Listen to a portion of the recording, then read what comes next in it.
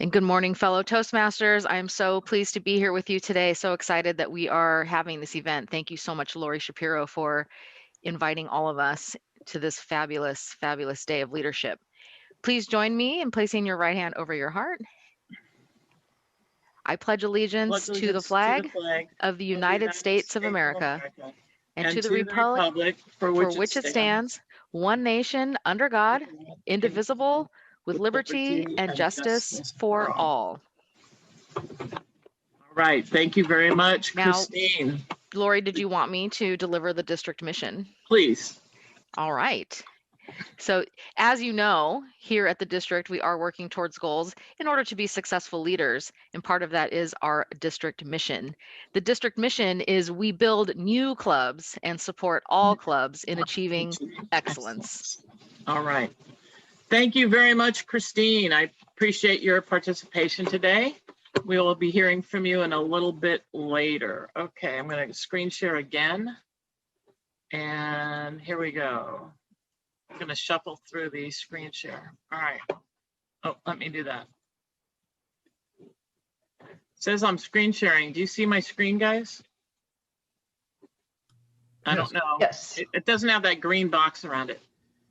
Well, I'm really excited to introduce our keynote speaker, Mohammed Murad. He was an international president at the 2014-15 Toastmaster year, and Las Vegas was the convention where he was the president at the time, and I got to see him in many roles up on stage.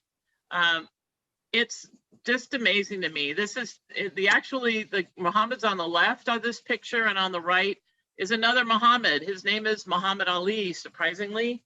So there's probably more than one or two Muhammad Alis, but we have these two gentlemen. I know Muhammad's from the United Arab Emirates in Dubai. I'm not sure where the other Muhammad was from, but this was in Caesar's Palace. I think we walked 1,000,000 miles inside there. It was a lot of fun. And what I noticed at my first international convention, by the way, Jesse Oakley, who's on this call, was the chair of the conference. He lives in Vegas and he helped host this conference for the Toastmasters International. What I learned there was how international and global Toastmasters really is. I would never have had a chance to meet people from so many places around the globe. Typically, there's 2,500 attendees that come to. It may have been more in Paris this year, which obviously did not happen.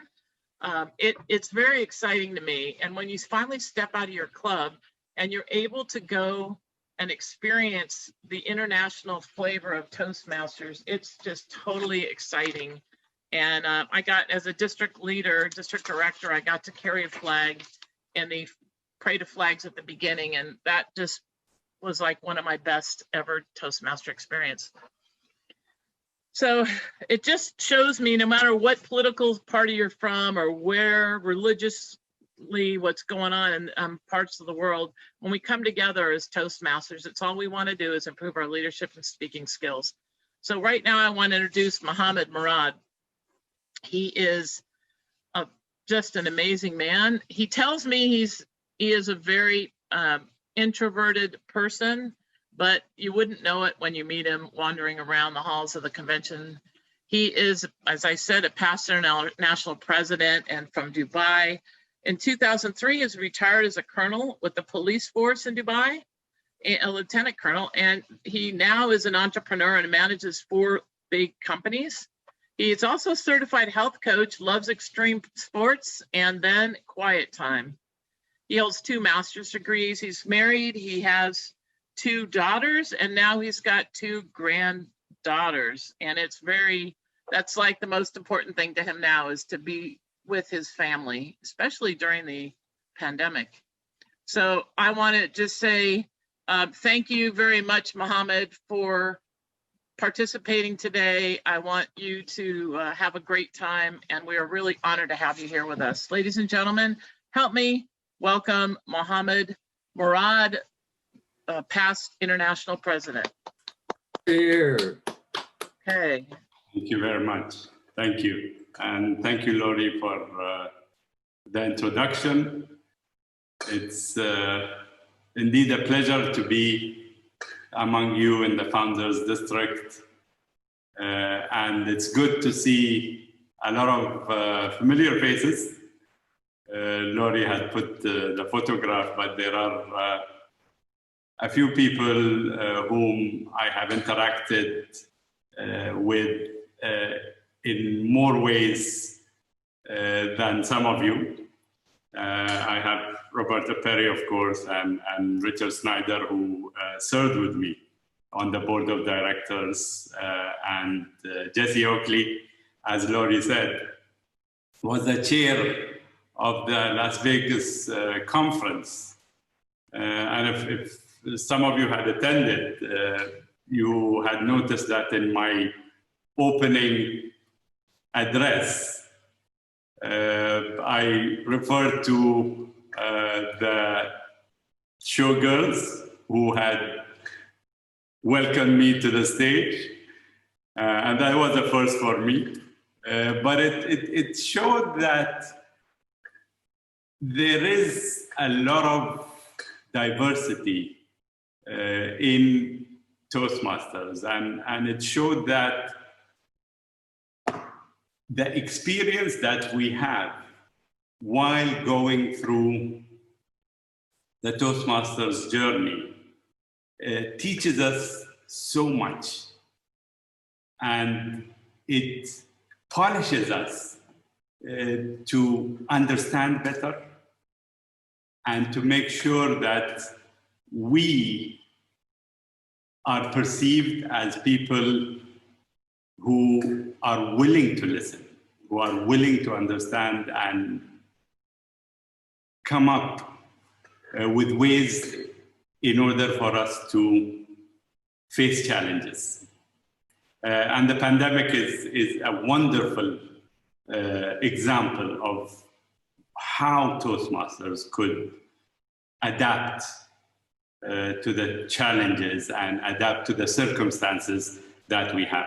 And by the way, if you were looking at the poster and you saw my Arabic attire and the photo that Laurie had put, and you look at me, I am exactly the same person. But the only thing is that this look is post-COVID look. And it's fascinating how going through experiences changes your perspectives on a lot of things. And I am no different in how my perspectives changed in life by going through the Toastmasters experience. And if you notice that I always talk about the Toastmasters experience and the Toastmasters journey, because they are exactly that. Toastmasters is not an educational program. Toastmasters is not for you to only enhance your speaking skills. And this is what I had learned through my journey, but not from the beginning, because like many of you, the beginning of my journey was through an invitation, just like 99.9% of us. Someone invites us, and the person who invited me was acquainted to me through business dealings that we had. I was working for the police, and at that time, we had some dealings with a couple of companies, and there was this guy called William Sampson. And William Sampson invited me to a Toastmasters meeting. I had no idea what Toastmasters were, but I had a preconception, being a police officer, about toasts and how a lot of people go to bars and parties start with drinking and there are toasts. And this is what I had thought in my mind. So I said, William, I'm sorry, but I'm not allowed to go to places where alcohol is served. And he said, it's not about alcohol, it's a public speaking organization. And mind you, in 1996, we were talking about nothing except about Toastmasters being a public speaking organization. So there was nothing that was encompassing the public speaking into communication, and hardly did we know or did we speak about Toastmasters that enhances our leadership skills. But anyway, I went to this Toastmasters club, and there were a bunch of crazy people who were clapping as soon as someone stood up and spoke, and clapped again when someone sat down after they spoke. It was awkward. And it might be awkward for each and every one who comes as a guest if we have not acquainted them, familiarized them with what they are coming to. So I go into this meeting, I finish the meeting, leave, and go home and think nothing about it. The next meeting, that was 2 or 3 months after the first meeting, I saw him again. I saw William Salson again. And he invited me to the meeting again. So I said, I have nothing to do. I will come to the meeting. And I attended that meeting, but something different happened at that meeting. I was called to do the table topics. So I stood up, they gave me the topic. I don't remember what it is, but I spoke about it and I finished and I sat down. At the end of the meeting, they gave me a small trophy and they said, congratulations, you are the best table topic speaker of the day. And yes, we were rich as a club at that time. They were giving the trophies for you to keep. So that impressed me. And right after, a few seconds after the meeting finished, the vice president membership came to me. And he gave me a form and he said, would you like to join? And I didn't hesitate to sign up at that time. Later, I understood that the table topics were rigged. They gave it to the guests who were within reason a better speaker, just like the members. Now, if it took a small cup and a certificate to make an international president, wouldn't you want to do so in your clubs? You see, it takes an invitation, and it takes recognition for people to become better individuals. And probably that is what I understood through my journey in Toastmasters, is that Toastmasters is not about enhancing communication and leadership skills. Toastmasters is about you becoming a better person through enhancing our communication and leadership skills. So you join a club in order to enhance your communication skills. But later I understood that joining a club is not about enhancing your communication and leadership skills. Joining a club, joining Toastmasters, is about becoming a William Sampson. How many of you pride yourselves that you have created leaders? Because that's the ultimate goal, by the way. I've been there, I've been through the club, I've been through the area, I've been through the division, yet I strive to be a William Sampson. You see, the club is the engine which creates leaders. We only take on additional leadership roles outside of the club to enhance and polish what we have learned in our clubs. And this is why it's important for us to have the foundation right. Because I was built in the club. The first year that I joined, there was a club president whom I will never forget. I'm friends with till today. His name was Ramanathan. And he was the epitome of professionalism in running the business meetings, in making sure that ethics are followed, and ensuring that future leaders are sought and mentored. You see, when I joined Toastmasters in 1996, there was only one club in Dubai. And we had no idea that the organization is so big. And it consisted of layers and layers of leadership roles that we could take. We were incubated in our club, but yet the foundation was right. And just like a lot of you, if there are area directors here, at that time we were called area governors. I was asked to take on the area level.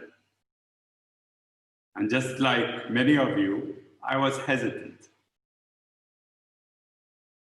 But then, once you are in the role, you need to make sure, and this is probably what I had done throughout my journey in Toastmasters, is that I make sure whenever I accept a role, I have both the time, the commitment to serve the members I'm responsible for. And many of us think of a volunteer organization as something that we can take very lightly. What I have found out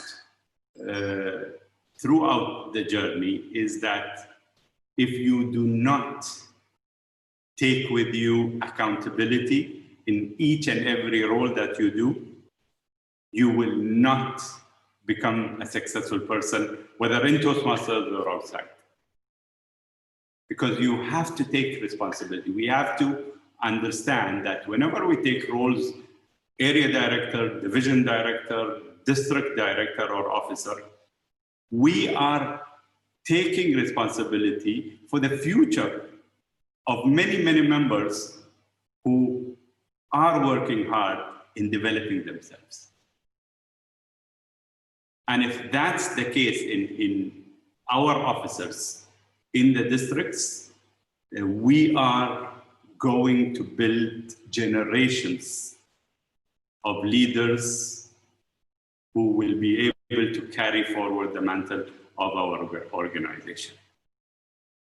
So area, division, and then came district. And by the way, it was a coincidence, but when I became an international director, I was reflecting back into my journey. Between each role and the other, I took a year off of not doing anything. And probably that is something that we need to build in, because just like DTMs, there are many DTMs who have finished their DTM journey in the traditional program within a year, 2 years, 3 years sometimes. And there are others who have taken 10 years, just like me, in finishing my DTM. And there is no right or wrong.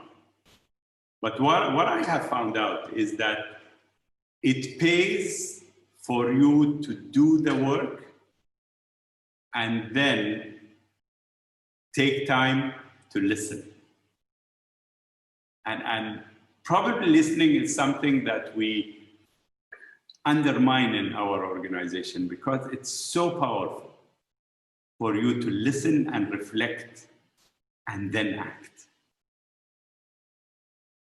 How many times have officers have taken roles in their districts and they don't have time to listen to what's happening? They want to finish the job that they have been tasked with, not knowing that finishing the job better will take time off. And I have learned, while I had taken the role of district governor, that was in 2003, 2004, I have learned that it pays and it's worthwhile for us to learn to say no. How many district officers and club officers have burnt out just because there are other people who have not done their job and they take it on their own to finish the other people's job?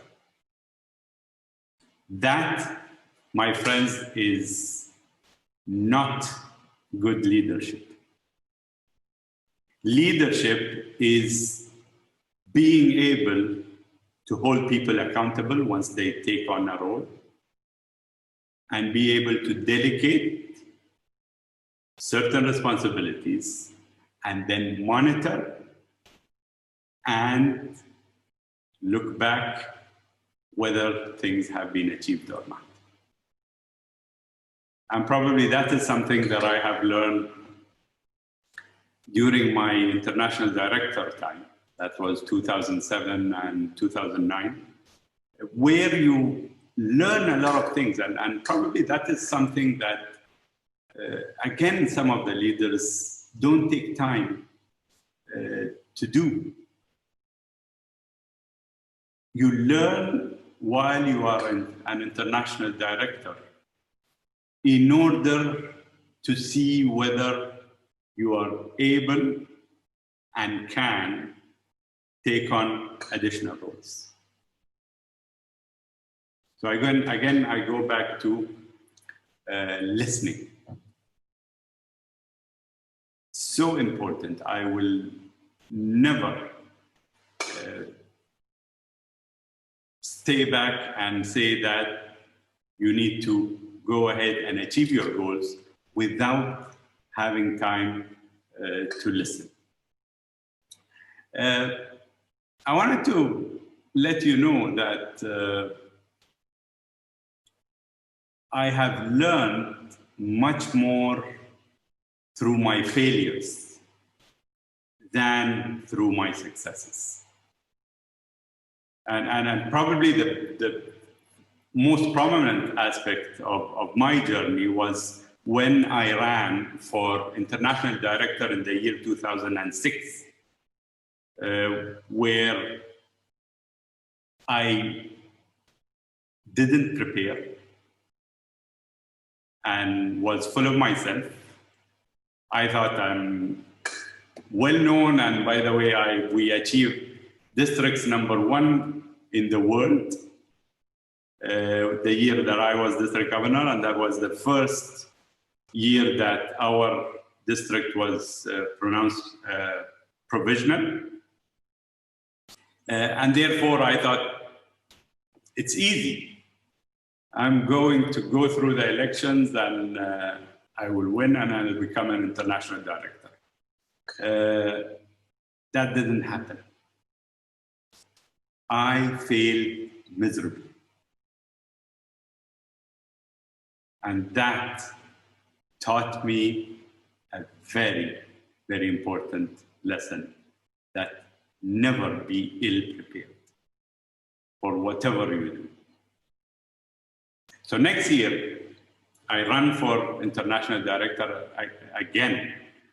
And that year, I made sure that I have a competent team, a competent campaign manager, my messaging, my communication, the team members that are with me are all part of a plan that was foolproof.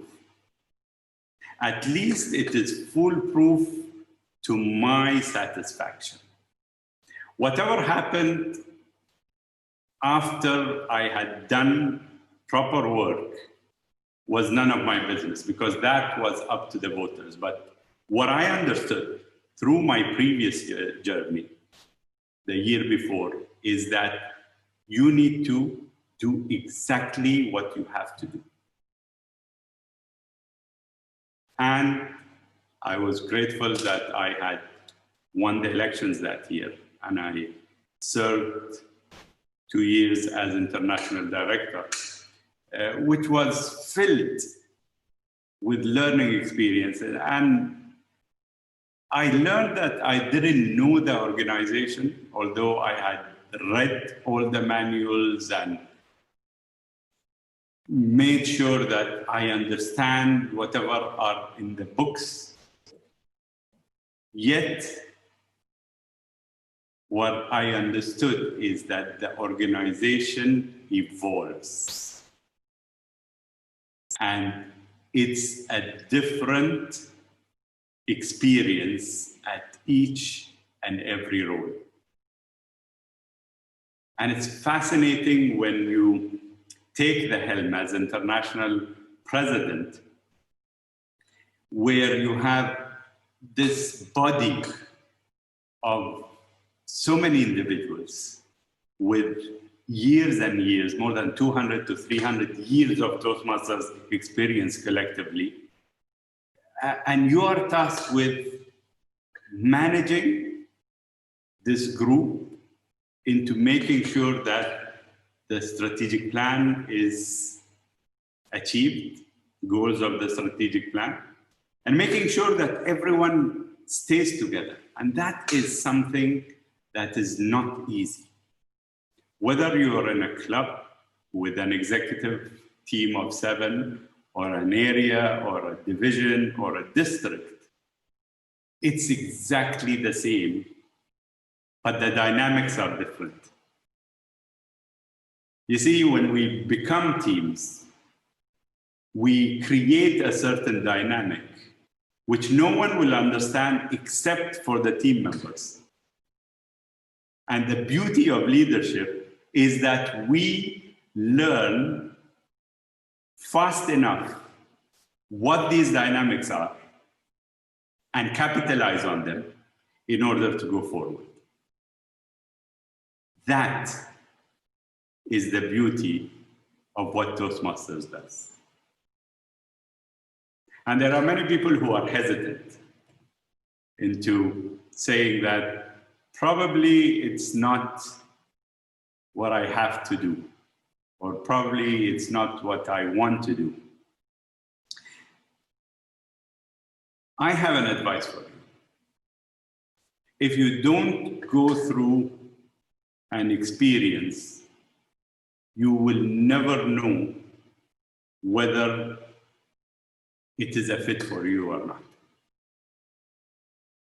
So leadership is not something that you have a choice with, by the way. Leadership is ingrained in each and every one of us. And I always get this question, which I'm sure you have asked in your district also. Is leadership made? Or are leaders made, or are they born? And you know, the debate will be never ending. But in my opinion, everyone is born a leader. Now, leaders are made when they become efficient. See, everyone could say, I'm a leader. But if you are not pronounced by the people who are around you, by your team, that you are an efficient leader, then the leadership title has got no value at all. So let me ask you, has anyone come to you and told you that they have learned leadership skills from you? Has anyone come to you and told you, I am a better person because I learned from you, because I saw you and was inspired to go forward? That, my friends, is what Toastmasters is all about. Through our journey, we learn as a first step to enhance our communication skills. And it's very important. But that's a first step towards our journey in leadership. And I will never forget Mark Brown's comment about leadership, where he says, you learn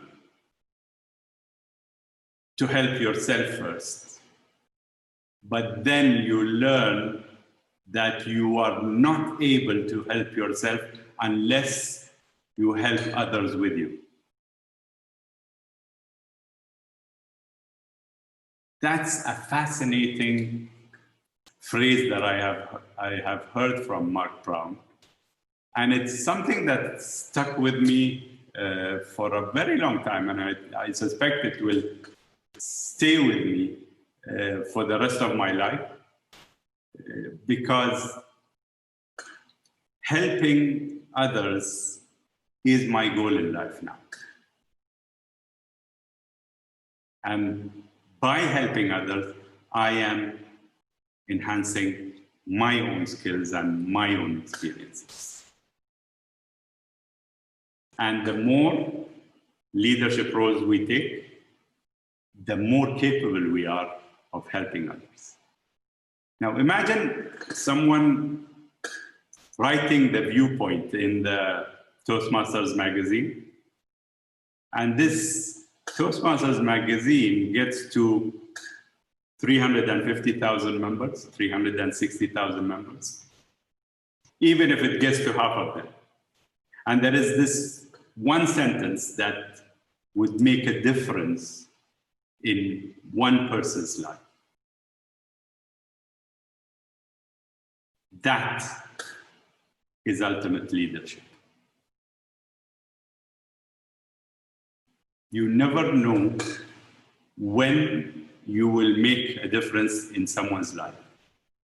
Therefore, leadership is making sure you're staying the course day in, day out, step after step, because there are many people who are watching you. And you can leave a positive impression or a negative one. The journey in Toastmasters is about recognition and motivation. And if that is our goal at the first day that we take on ourselves to go through a role in our organization, we are going to be successful. And you will be able to go and tell people that I am an effective leader, not just a leader. So that, my friends, is what Toastmasters is all about. Thank you.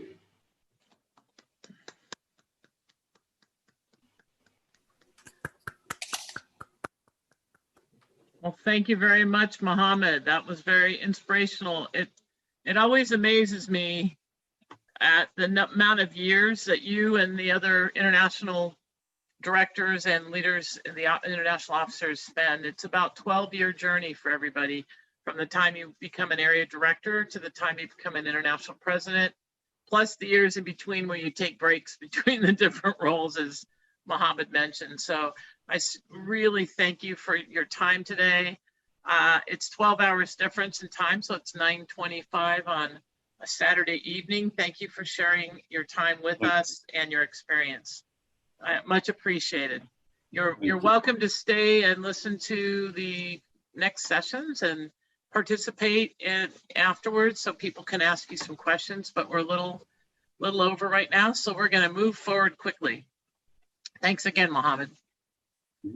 All right, now we are going to talk about stepping outside your club. All the roles that you just heard Mohammed talk about, we're going to learn more in detail what the requirements are, what the activity is that you'd be responsible for, and how you can get involved. It's never too late, and it's sometimes a little too early. You may have to be in some of these roles for to become an experienced Toastmaster in order to share your experience with other members.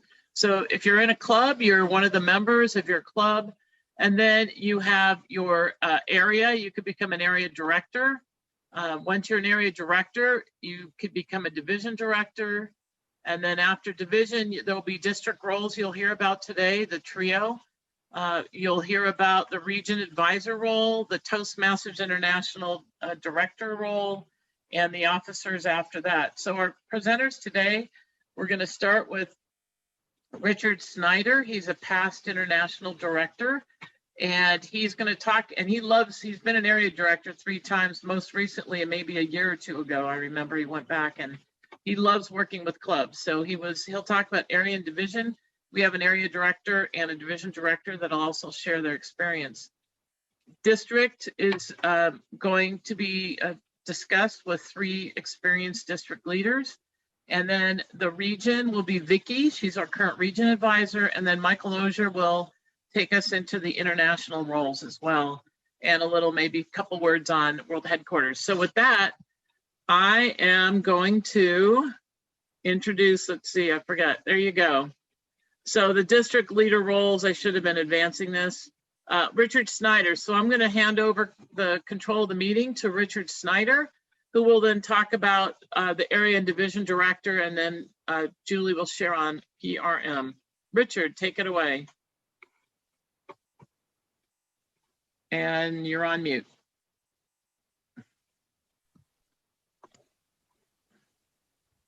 Okay, you're good. Who's there? Opportunity. What do you want? Madam Toastmaster, Mr. International President, what do you do when opportunity knocks? Today is going to be a lot about opportunity knocking. I hope after today you don't run away as many do, but you say, yes, open the door and embrace opportunity. In Toastmasters, we're in the business of changing lives, and serving as an area division director, serving in district leadership will change your lives. I have the honor today of talking about an area director and division director. Some of the requirements for being an area director, Toastmaster recommends that you serve as a member of the district council. Preferably, you should have served as either a club president or vice president of education. A few years ago, my niece asked me about running for or being an area director, and I asked her if she'd been president or vice president of education. And at that point, she was the vice president of public relations. I said, you need another year. Well, she served another year, became president of her club, and the following year, she was area director and helped lead that area to select distinguished. All of her clubs finished distinguished or better. So sometimes it's better to wait a year, get that experience. Have that experience, because an area director, you're going to be working directly with club presidents and vice presidents of education. I think sometimes we push people forward a little bit too quickly. some of the requirements. And it's required that you visit each club a minimum of 2 times a year. And I think sometimes people think, well, I did the job. But you know what? If you do the minimum, you get minimum results. I recommend a minimum of 4 times a year, minimum at least, every 3 months visiting your club. And now it's virtual, so you can visit all the time. But you don't want to visit all the time, because then when you visit, it doesn't become special. You're also required to do a minimum of 2 official club visits, which means doing paperwork. A number of years ago, we had a past international president from Founders District, John Latin. We just heard from past international president Mohammed Murad. Every year, the past international presidents have a meeting during the international convention. And one year, John Latin came back excited. Many years, I'm sure, but one year especially. And he said they had talked about the most important leader in Toastmasters. Well, he didn't tell us who it was. We were supposed to guess. There were a number of guesses, and then somebody said, area director. And John said, yes. Area directors are very important, maybe the most important leaders in Toastmasters, because they work directly with the clubs. You get to see your influence, and you can influence clubs. It's amazing the influence you have. Some of the perks is this time of year, you get invited to Christmas parties. You help promote the Distinguished Club program and support each club toward achieving distinguished or better status. You should have fun. It should be fun. I remember, and time goes very quickly. When Lori introduced me, she said I served as an area director a year or 2 ago. It was actually 2016-17 under Siri Payakapan was the last time. And I would take around, every time I visited a club, one of my clubs, I took around a large chart, and I know it's hard to see. On the top, the rockets, and I had goals, 1, 2, 3, 4, 5, 6, 7, 8, etc. And I took it to all of them. And every time I got a chance to visit a club, and the rockets would go up and up. Well, I'm very honored to say that we had 4 or 5 clubs finished select distinguished or better. 2 were presidents and 2 were select distinguished. So have fun. It's a great year. We've heard about the journey, and it is all about the journey. And that journey begins with a single step. And that single step is saying yes to opportunity. I'm very honored to get to introduce a current area director from Founders District, currently serving as their area E4 director, Tom Olson. Tom, take it away. Thank you very much, Richard. Thanks, everybody. It's wonderful to be here this morning. I'm very honored to be able to speak in this capacity. Do it. Sign up. Volunteer. You'll be glad that you did. When I was asked to step forward as an area director, I was hesitant. In fact, the year before, I was asked if I was interested, and I was, but I didn't put myself forward. I took the time to kind of prepare, and to be honest, I'm not as prepared as I'd like to be, but I think that is the Toastmasters way.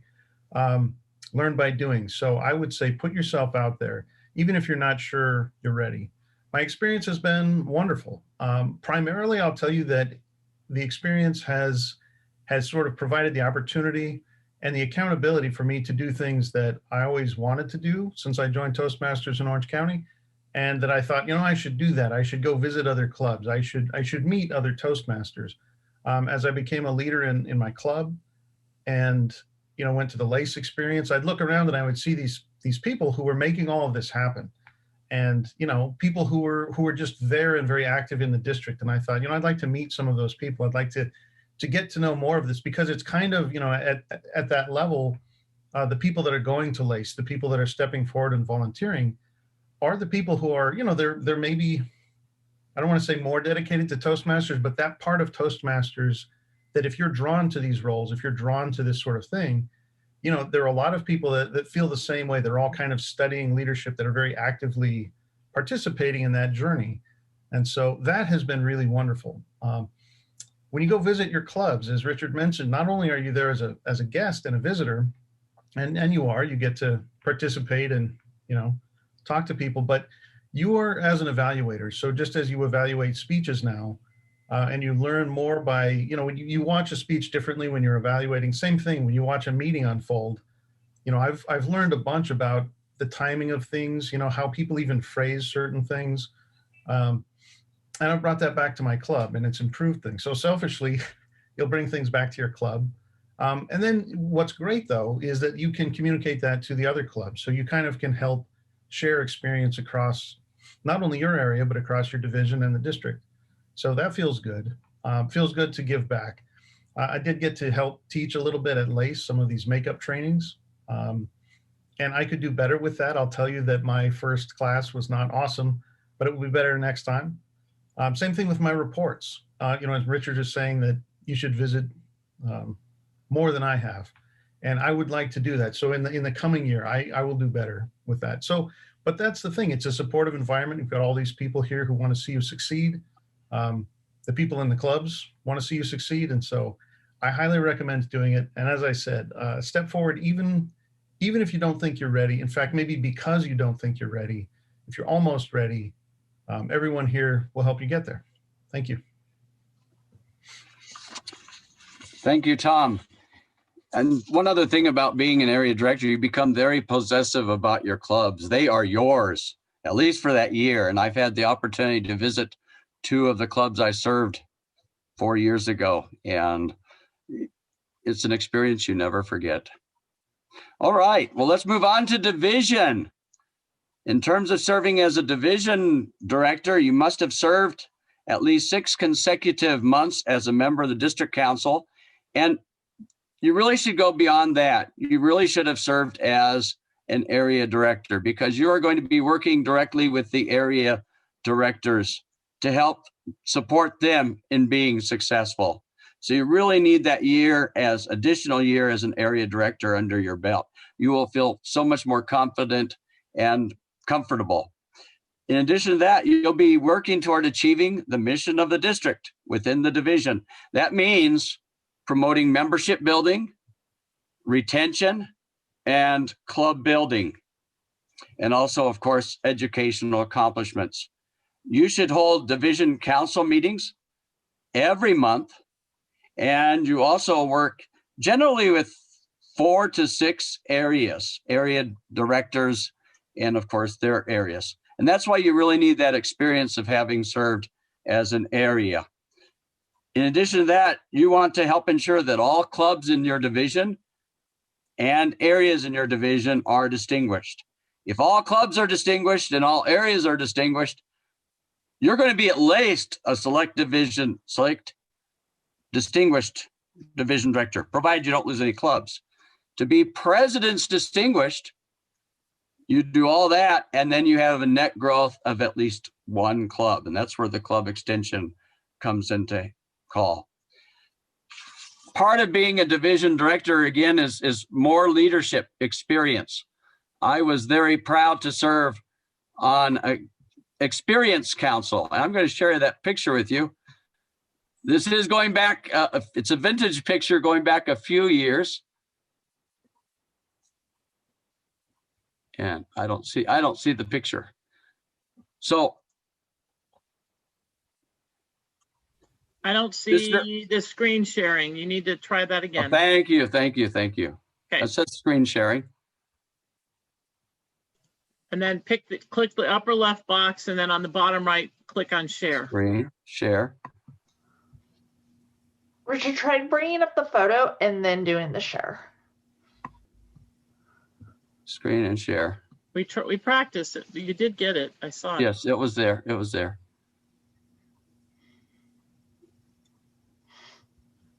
Oh, it's not working now. It's called technology, but we all go through it, and there it is. Division council meeting. Division council. There you go. I'm in there somewhere. This is 26 years ago.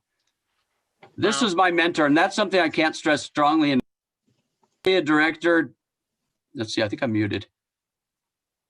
As an area director, division director, you need a mentor or a team. And this is my team. We call it Division A team from 1994, 1995. This is me. And one of the great things, Mohammed talked about leadership, and we grow leaders. This is Mary Marchetti. She was one of my area governors. She became a district director, a district governor. This is Scott Maguka, he also became a district governor. This is my mentor, Chuck Weck, who was already a past district governor at the time. So this is another example. I've heard divisions called mini districts. You want to look at the club, and each office you have in the club, you want to have a division treasurer. You want to have somebody who's responsible for public relations, somebody who's for membership and education, and then a secretary. So that's, and I got to cherry pick some of the best, and they went on to many accomplishments. Those sitting were the 3 area governors at the time, and then that is me, believe it or not, 26 years ago. So the journey, it begins with a single step, saying yes to leadership. Opportunity knocks. What are you going to do?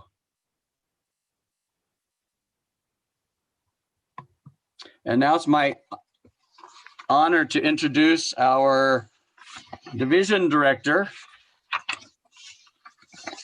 from one division director from Founders District, Division F director, Adam Brenner, to talk about serving as a division director. Adam, take it away. Thank you, Richard. And yes, we just heard from Richard what our division director does, some of his experiences, and I can attest it is all true. Now, I didn't wake up and decide to be a division director. I grew into that role, just like Richard mentioned. I was an area director. We heard from Tom about his experiences. And just like Tom, I helped 5 clubs at the time when I was area director. I visited clubs, I helped run speech contests, trained officers, and even started a few clubs. Now, as a division director, rather than helping 5 clubs, I'm now helping 5 areas. And it's 5 excellent teams that I've assembled, just like Richard had his A team. I have my fun team here in Division F. And in a division council meeting that Richard alluded to, it's all the same items that we would have in a regular Toastmaster meeting. In an area council meeting, now it's at a division level meeting. We have the division director, such as this handsome face right here. And we also have a few other helpers, such as a division level program and quality director. If we decided to, we can have speech contest chairs for the division. And we have public relations and even a secretary if we decide. The reason I mention all these different roles and opportunities is whatever goal you want to set out in your leadership journey, we have a spot for you. And I can safely say on behalf of all the panelists today, if you want a leadership role, we have plenty of options, whatever they are. Now, 6 months into being a division director, I've learned a lot about myself and a lot about others. And one thing, if you haven't figured out already, is that in Toastmasters, you are never alone. That's right, in Toastmasters, you are never alone. You're always part of a larger team, a larger organization. And I've learned the power of delegating roles and responsibilities, but also helping others. I've learned how to coach others in achieving their goals, but I've also learned how to set my own vision, whether it's getting officers trained or helping a club in their mentoring as we switch from in-person to online meetings. And of course, course correcting midway because life throws you curveballs. And that's and ultimately succeeding in those goals. Like Tom mentioned, when I was an area director or even an officer, or even many years ago as a member, I had so many people help me. And that was one of the reasons why I chose to be a division director, was because I had all this knowledge I built up. And what was I going to do? Hoard it to myself? No way. I wanted to share that knowledge. So like Tom and Richard mentioned, just do it. If you're if you're on that fence, speak with one of us, but go ahead and get out of your comfort zone and learn. Back to you, Richard. Thank you, Adam. And 1 or 2 notes before introducing our next speaker. Whether you're ready to be an area director or division director, if you don't feel like you're ready, we're always looking for helpers. The area council staff, the division staff, we're always looking for help. Assistants, I helped form assistant area director and division director. My year is District 12 governor, 2000-2001. It's a shadow, and you get to learn what the job or what it entails. So if you don't think you're quite ready, offer to help out. There are contests in the spring. There's lots of leadership opportunities. And all you have to say is yes when opportunity knocks. We have a lady who's very good about saying yes to opportunity. She said yes so often that she became the 2019-2020 Founders District Toastmaster of the Year. She's currently serving as your public relations manager and is in the process of forming a new club, Pastime Pursuits. Please help me welcome your 2020-21 public relations manager from Founders District, Julie Murphy. Julie. Thank you. I am so excited to be here today with all of you because public relations manager has so far been my favorite. I've served in various roles, worked with different committees, but I have a passion for communication. Granted, a lot of times people probably say I'm a social media addict, but that's okay because as the public relations manager, you are the voice of the district. And if you think about it, we all knew how to be here today. Lori may have invited us. You may have seen it on Facebook. But you don't just wake up and start fumbling through and finding Zoom links and hoping to get there. And so when we're in person, you don't just drive around Orange County and hope that you find some Toastmasters. Granted, you're probably going to find a Toastmaster wherever you go because you're never alone. But you need to find the right event.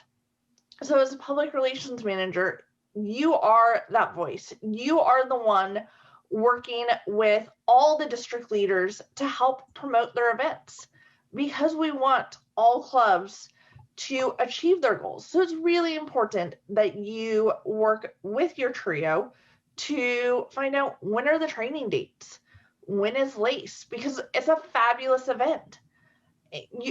You're never alone in this journey. And I will say the best part of PRM is working with everybody and just that experience of the inner workings of the district, because you do work with everybody and you do see how does conference come together because you're in those meetings. How does LACE come together? Because once again, you have to work with everybody to promote their event. You need to understand what is their vision because it's not about you. It's about what can we do for our members. And so I love that part of it. And so I really encourage you to consider being public relations manager. You oversee the website. How amazing is that? All your work out there communicating, our social media, our newsletter. We have 5,000 people on the mailing list. Now, granted, not everybody opens it every week, but you have the potential to reach so many people and provide so much value for our members. It's an amazing opportunity. And you know what? You're not in it alone because you have an amazing group of people that want to help you. Who doesn't want to be on the fun team and do the promotions? I have an amazing team of people helping me this year. And I know that if you were to sign up to be public relations manager next year, you would have an amazing team. You are never in it alone. And I know that whenever I have a question about, you know what, I'm really struggling with the vision, how should I promote this? Because we're in COVID, you know, I've been able to call so many people and they've been able to help guide me and just brainstorm with you. So I was a little terrified once I found out all the roles that the public relations manager encompasses. But once I got into it and I realized that I have a district full of people here to help me and here to support me, I realized this is actually the best role. You're the voice. You are the one out there communicating, and you are the pivotal point of making sure that our members achieve their goals and have the information that they need. Because without the public relations manager, we wouldn't all be here today because you wouldn't know how to get here. So I really encourage you that if you're thinking about it, consider that, yes, all you need is a understanding of public relations, but I really encourage you to have been an area director because I think it's pivotal that you understand how to communicate the programs. And as an area director, that was your first step, communicating with your clubs. Take that, what you did with your clubs, and make it district-wide. So I really encourage you to step up for the role. It's a really fun role, and you will work with amazing people. And if you're interested, come see me in breakout rooms later today. Thank you, Julie. And Madam Toastmaster, Madam Immediate Past District Director.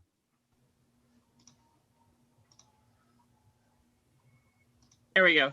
Thanks, Richard. That was great. I really appreciate everybody sharing. I hope those who haven't served in these roles have learned something new. And now we are going to learn about the top district roles. There are 3 of them. I believe that when you do decide to jump into these roles, you start with club growth and program quality and district director. Unless you've had a lot of experience, you could jump into PQD or sometimes district director if you've had enough experience. But there's 3 years worth of training provided by Toastmasters International twice a year that you get together with people from other districts. That's how I know Maria, who will be speaking today from District 9. And Vicki is our current region advisor. She loves club growth, did a club growth workshop for us last year. And then Serena McCullough was the program quality director in District 52, which is in the San Fernando Valley and part of LA. And now she's serving as the PR manager for District 100, which is what's spun off from Founders just north of us. So with that, I would love to introduce Vicki Nothling and have her go ahead and tell us a little bit about the club growth director role. Vicki, take it away. Thank you very much, Lori, for that introduction, and I'm so privileged to be here with you all today at the Founders District. It's my pleasure to be able to moderate this portion of the event. Just like your clubs, the district has several positions, as Lori mentioned and others have mentioned, that are responsible for the district's driving success. We call them the trio and the PRM, who, while they're part of the bigger 7, they really have key roles. And today, we're going to talk about what those roles' responsibilities are and how each of them collectively work together, but have specific tasks that they must perform to fulfill their requirements. So to help you understand each role, we've asked some friends of district founders or Founders District to share some of their job experiences as that role. And I am first up to talk about one of my favorite roles, the Club Growth Director, which I will lovingly refer to as CGD. Now, as Club Growth Director, that was a great experience for me. It was one where I was able to continue that close relationship with the clubs that I had as area director. And I thought that it was one that would be challenging, but as Julie mentioned, I put together a tremendous team to help me to make it fun and not overburdened. I was under the guidance, as all club growth directors are, of the area or the district director, Perrin Shannon, who was a great inspiration and mentor to me. Again, you're not alone. You have all these people that will help you be successful in the role. And I was tasked to really show our members at large, as well as non-members, the value and benefits of becoming a Toastmaster. As Mohammed said, it is more than just becoming a better speaker, communicator, leader. It's really developing skills that will help you in life as you learn to be a better collaborator, delegator, and different things. I loved working with the area and division directors, where we had to, again, work with that public relation manager to put in motion the plan that you developed in the very beginning of your term as club growth director as part of the success plan.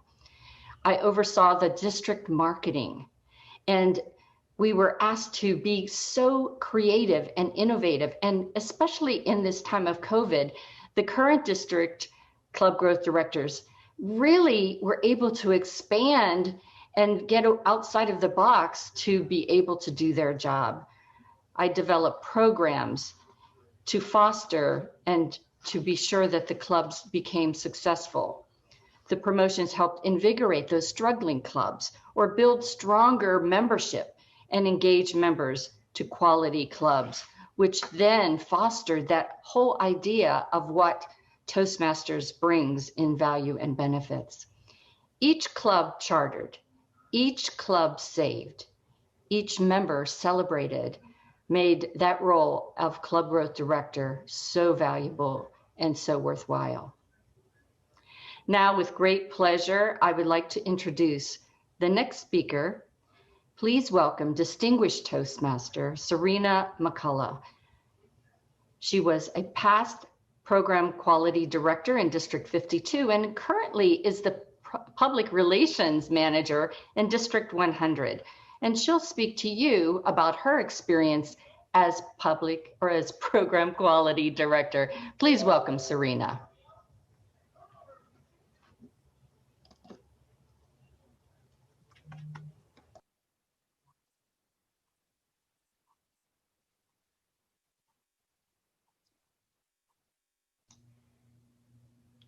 I'm having some technical difficulties. I apologize. Is it your camera or what? We can hear you. We just can't see you, Serena. Hello. All right. Well, let's see if this works.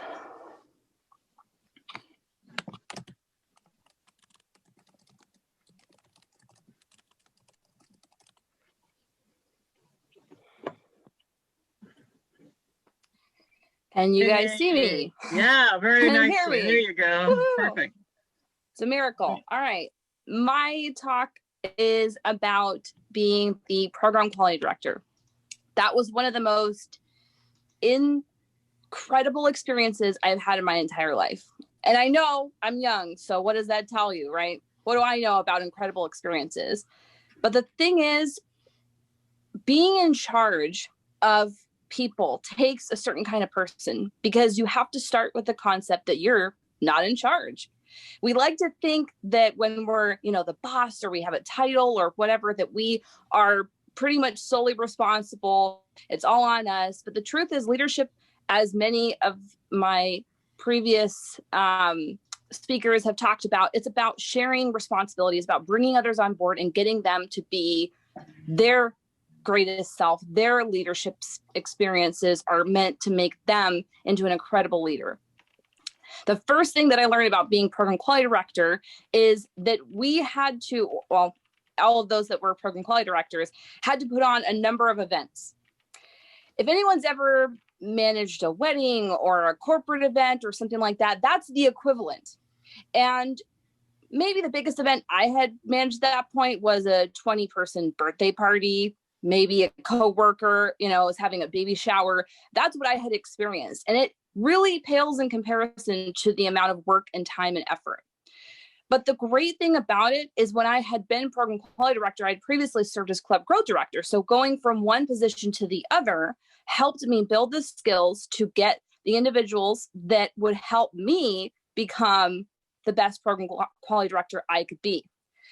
The secret of leadership that a lot of people won't tell you is that if you get incredible people around you, that will make you look good. And the benefit of that is that you can then turn around and shine the light on those people. Because again, it's not about you, but you want to surround yourself by incredibly smart people. So when they say, wow, that event was amazing, you can say yes, because I had an incredible team working around me the entire time.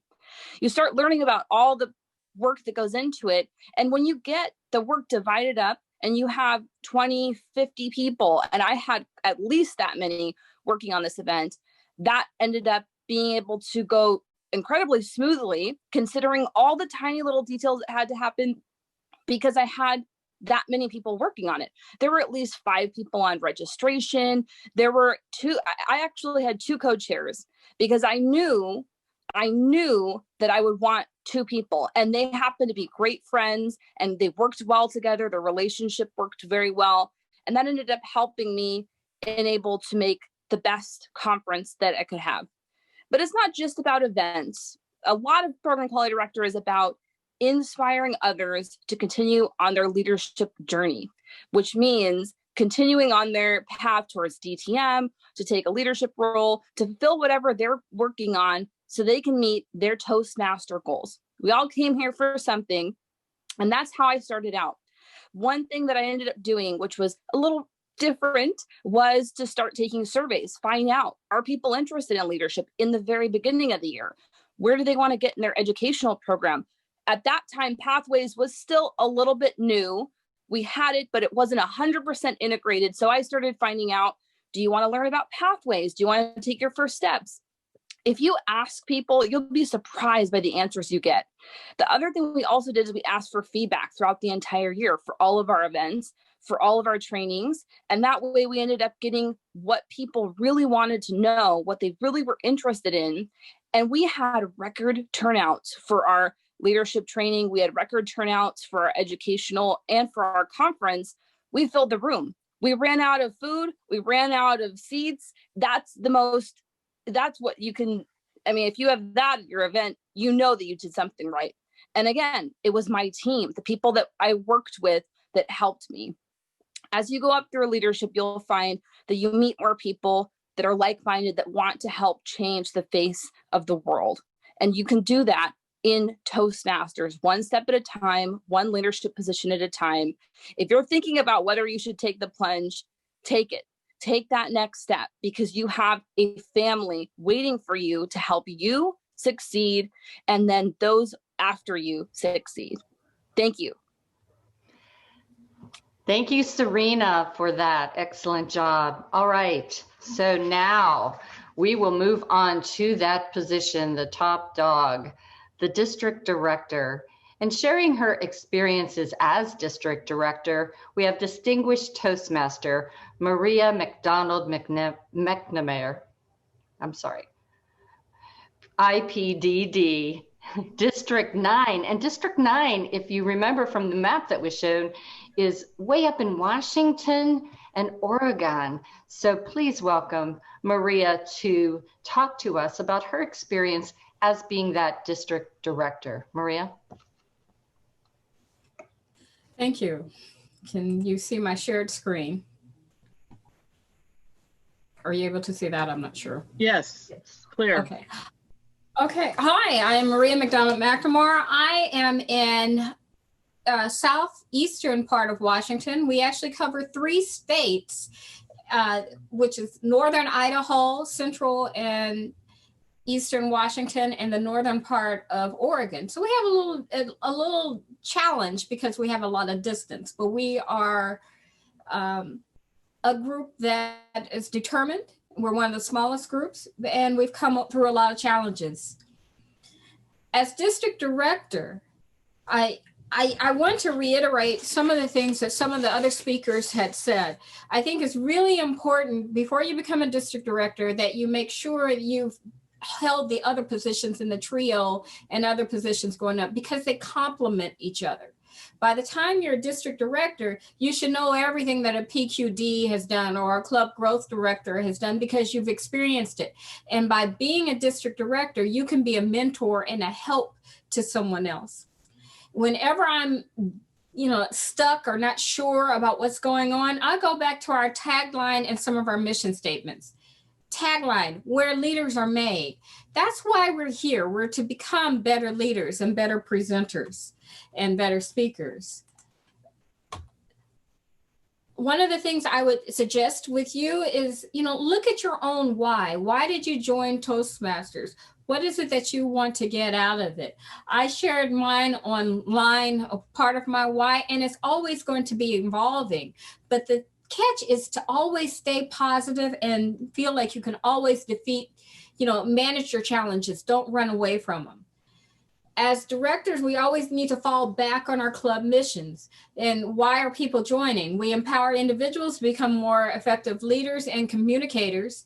And then at a district level, by the time you're here, you're really focused on building new clubs and supporting all clubs and members to become in achieving excellence. So whenever you're doing anything, reflect back on these mission statements. Make sure that everything that you're doing is in support of these missions. The challenge too is to go back to Ralph Medley's a theory or a theme, which is we learn best in times of enjoyment. And that's one part that keeps you sane. You know, as mentioned earlier, it's easy to burn out. I know I burned out this year, and I loved hearing our first speakers talk about it's sometimes good to take a break, and you'll see why by the time you finish with my presentation. But when you're district director, one of the first things you want to do is get your Bible, which is the district handbook. And that's what a lot of these slides are on. This is your Bible. Anything you have questions about, you really want to go there, but that's not your only resource. But as district director, you'll see that you are responsible for all these people reporting to you, your program quality director, your club growth director. That's part of your trio, your central part. And then you have your division directors, area directors, and the rest of your team.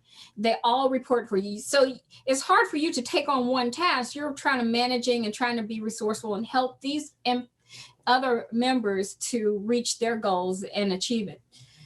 One of the first things you'll do as a district director is you'll go into this, inside the handbook is a timeline. It tells you what you're going to be doing each month. And if you see right here, this color, this reddish color is everything that you're kind of responsible for in this. And so this calendar, that's what these next ones are going to be doing, going through. But before that, one of the first things I did or I found very helpful in this position is to have a retreat with your trio. That's when you kind of get together and start brainstorming. We did what's called a vision board. We looked at our what the status of our district, and then we actually drew out what are our goals for the end of the year. And we put it on paper and on a board so that we could always reflect on it. And then when we ever had events, we would hold up this vision board. And you know, the first 2 years we did this vision board, we achieved either presidents or select distinguished. This last year when we did it, I couldn't get our team to do the vision board. And guess what? Yes, we had COVID and all these other events, but we didn't meet it. So I always encourage you, make a vision board. It can be simple. Just put the numbers out, and then you kind of monitor as you're going along how you're doing in meeting those. I'm just going to briefly go through these. In July, these are part of that calendar, things that you have to do in each month. In July, you have to make a leadership list. You have all your leaders sign a release form, and you look at that calendar we talked about and signatures. It's very important to do a district success plan. That tells you what you want to do, and it holds everybody else accountable. Work with your team on that. In August, I love August. That's usually when we have our convention. And I'm going to focus a little bit more on that one. The convention is one of my favorite parts of being a district director. That's when you meet wonderful people. Do you notice any of these? This is where I got my bonding with the founders district. You're going to have some training. You'll have some awards. You get to carry this wonderful flag, and you meet some awesome people that you can bounce ideas off of, other district directors throughout the whole world. And what other organization can you meet people who have the same mission, have the same goal from literally the whole world, and you get to experience their cultures and you can understand what they're doing. So you're not alone. Also, you get to celebrate your successes, and they recognize you on an international stage. You meet Daniel Rex, the people in headquarters. This is an opportunity.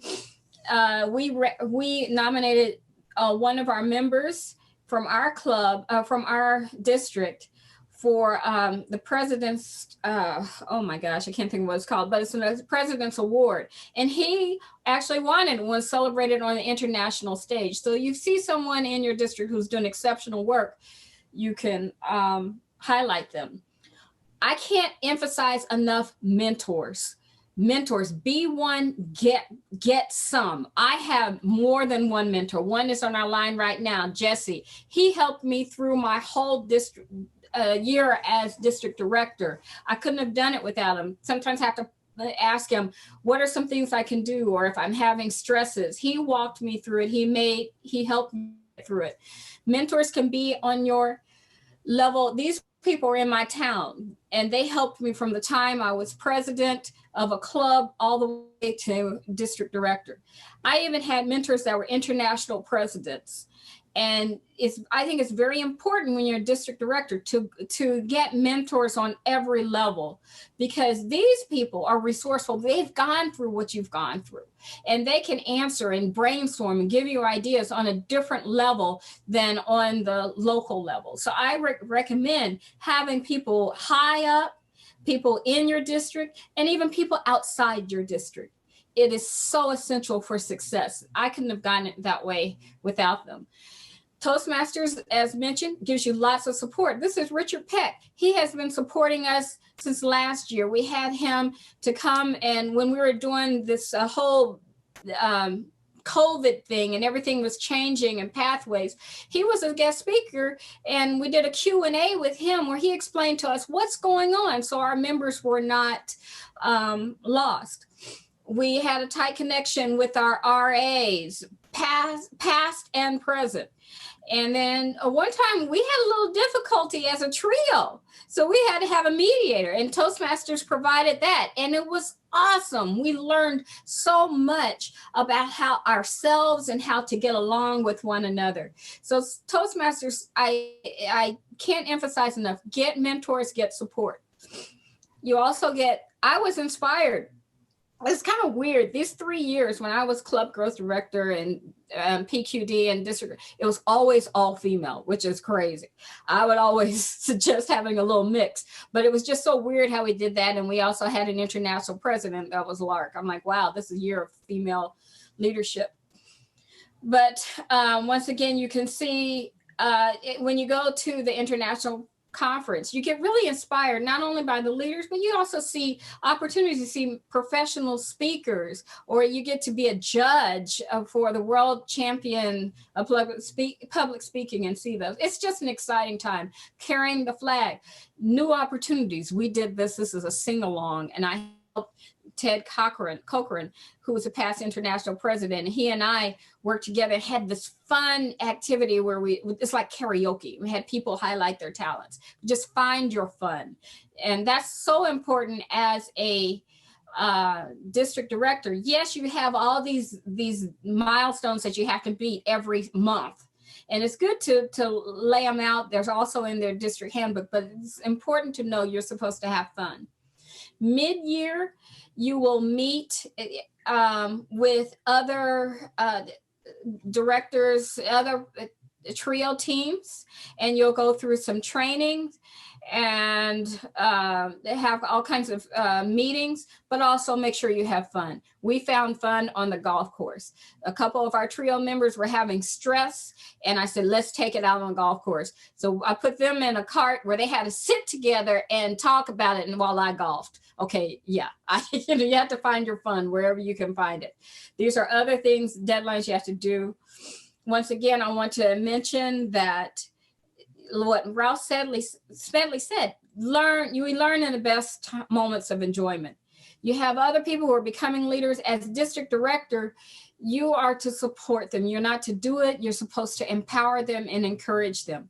And even though we have challenges, last year when I was district director, I had a hysterectomy in November. My youngest son had open heart surgery in September, and he ended up dying in January. And when on that same day, Maria, I'm sorry to interrupt. Maria, I'm sorry. It's going into our time. You only have 3 to 5 minutes, so I appreciate all the Oh, okay. I'm sorry. I didn't look at it. But anyway, don't let challenges stop you from anything. You are the leader, and I thank you. That was it. All right. Thank you very much, Maria. That was a lot of good. I love the photos. Thanks for sharing. All right. And again, Okay, my heart goes out to you. Thank you, Maria, very much. Very informative. We talked about the trio, and you may be wondering what's next. You had so much fun being district director, and now you're IPDD. It's time to consider being the region advisor. Well, you're in luck because I'm going to talk a little bit about region advisor. Of course, I love this position. This is my second year in doing this, and it has been my pleasure to serve this district for both of the years so far.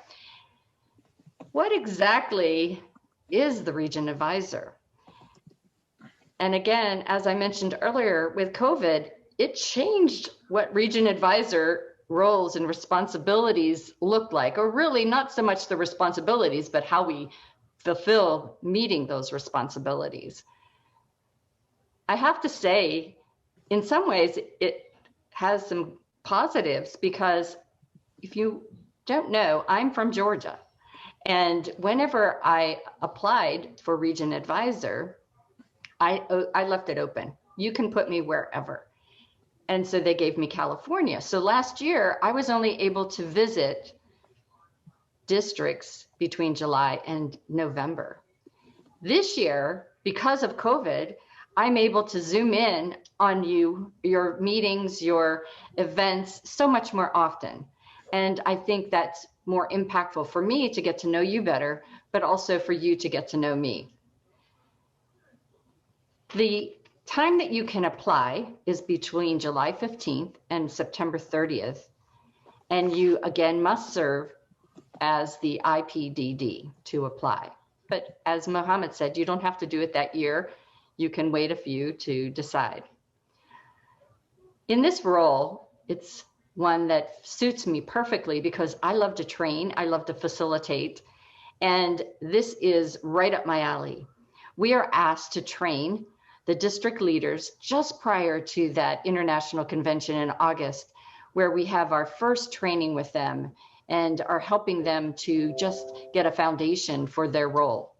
And then again in mid-year, in January, we are training them to say, okay, you've had a little bit of time to do your job. How can we say what worked and adjust and give you some more guidance to make the last 6 months even more successful? I'm also supposed to do district visits, and now they're all virtual. But when last year, when I was able to do it in person, I was able to spend 3 or 4 days with each district to get to know the trio and the PRM and the finance and admin managers, was able to visit some clubs, be able to attend different events, to be able to facilitate some training, and really made the relationship that I had with the trio so much stronger. As I said, this year with COVID, it allows me to do the same thing, but just through Zoom, and have those impromptu calls now and then to just, chat about life and make sure the relationships continue. The difference between an RA and an international director is really that an RA, or region advisor, is an operational advisor who guides and supports the district leaders, whereas the international director is really focused on the strategic and fiduciary goals and is part of the corporate organization. Again, I report directly to Richard Peck, talk about learning from the top. Finally, I'm to help the trio with the success plan and make sure that things are going as they had hoped, or making adjustments, throwing in my experiences to perhaps help them find some creative ways to really reinvigorate the district. I wanted to note that especially last year, that team as region advisors really gave me friends for life. If you enjoy meeting people around the world and being able to expand your family at Toastmasters, I urge you to consider being a region advisor. And with that, enough about me. Let's go on to our last speaker of my section, and that is someone that many of you know. You will have him to talk about what's beyond the region advisor. Please welcome distinguished Toastmaster, past international director, and your very own Michael Ozier. Michael? Thank you, Madam Region Advisor. Lori, I found my own picture with Mohammed. Oh, there you go. Yeah, look at that. And also with past International President Mike Storkey. He's not in full regalia. There you have it. Wow. Well, as International Director, you heard about the journey that Mohammed Murad talked about. Well, as International Director, you're also on a journey. And if I could share my screen and find my, here we are. With Lori, you saw the upside down triangle. And while the area director may in some ways be the most important person in Toastmasters or leader, remember we focus on the members, because without members, there's no Toastmasters. And as International President Mike Storkey says, remember the member. And of course, members are in clubs. And in clubs are in areas, which we heard about, and then divisions. And this gets confusing to everybody. What's next? Well, then you heard regions. We're now in Region 2. Our regions change, but basically Southern California and Hawaii and the Bay Area. Well, half the Bay Area. So that's our region, and you heard from Vicki. But the next level on your journey, if you want to go beyond the district, you don't have to be an RA to become an international director on the board of directors. And then the next step, of course, is the international officers, and we'll talk about that for a minute. So there's 14 international directors, one representing every region in the world. Just 14 of us in the 350,000 members of all of Toastmasters. It's so cool. And what do you have to do, or what do you have to be to think about the board of directors? Well, as a district director, you're looking at year by year. On the board, we don't even look 1, 2, 3 years out. We're looking 5 and 10 years out. Where is Toastmasters going for the next 10 years? And I think that's an amazing opportunity because you really get to do the strategic planning, and you're working not just representing your region. That's only a small part of Toastmasters, but you represent every member from over 140 countries. And you're saying, where is Toastmasters going? And that's why I love being on the board. And as part of that journey, you think of yourself as a leader among leaders. First day on the board, you get not 1, but 2 mentors. And then you in turn the next year become a mentor. So the leadership and the growth in Toastmasters continues throughout your career. There is no end to learning in Toastmasters. And so what do you do as a board member? Well, you go to a lot of meetings, you're on a lot of committees, and you get to decide or help plan the future of Toastmasters. In addition, in the pre-COVID days and the post-COVID days, you visit districts. Oh my God, did I love that? And when I was ID, we got to go up. Our region included Arizona, many trips to Arizona, and the whole country of Mexico. I got to go 3 times because they were doing a reformation, and I had high school Spanish, but I did a crash course in Spanish, and I could even give a table topics in Spanish. And so let me tell you, it changed my life for the better to learn everything about what was going on in Mexico, Arizona, California, and then the world of Toastmasters. But you're an ambassador in and out of Toastmasters. It isn't just, oh, today I'm a board member. Everything you do is scrutinized. If you go to a meeting, look how he dresses. He was rude. No, you're always representing the world of Toastmasters, and you live and breathe it. And it's, on the leadership side, it's a growth opportunity beyond belief. Someone told me that being in the trio was like getting a master's. Well, this is getting like beyond the PhD level. So and if that's not enough, once you've been an international director, you take your year off, you have an opportunity to become one of the officers. And there's the 2 vice presidents, the president-elect president, and then finally your immediate past international president. And then those people really make the decision. How about this for a cool thing? They get to evaluate our CEO, Dan Rex. How is that for an opportunity? But they also set the budgets, and they really help send the direction of where Toastmasters and the board, what kind of things we're going to work on.